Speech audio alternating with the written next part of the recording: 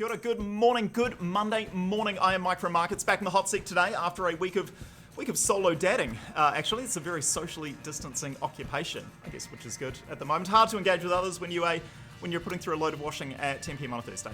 Anyway, Kiwibank markets in a minute.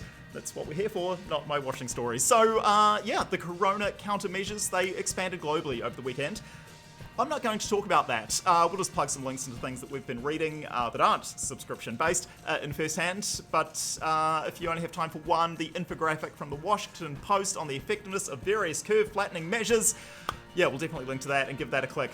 Or a Googs, if you haven't already seen it. Anyway, markets, right. So on Friday, risk assets like equities and oil, massively on vogue. And safe haven assets like the yen and sovereign debt, they were given the heave-ho. Yeah, so that reversal of fortunes was prompted by more talk of an aggressive response to the economic and human dangers posed by corona. Yeah, US equities saw gains in excess of 9%, which is almost but not quite enough to recoup the losses from Thursday night. Yeah, European equities, gains are closer to 2% there, which is understandable given Europe is now the corona epicenter. Oil, that rallied 5% on word that the US was going on a crude shopping spree to top up their strategic reserves.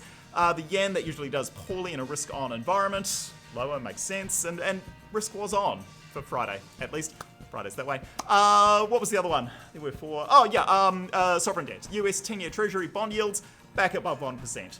Of course, those moves came before announcements from a number of national leaders, including our own, Jacinda Ardern, of self-isolation for almost anyone arriving from a foreign port. So, markets, it's a roller coaster out there, and it seems like we're not even close to the point of getting off. Speaking of roller coasters, the New Zealand dollar, that dipped during the Friday night session, hitting a low of 60.18 US cents. It then bounced around 60.5 for a while, and into the close of play, volatility aplenty, fleetingly trading as high as 62-ish US cents in the dying minutes of the trading week. So, yeah, that's how last week ended.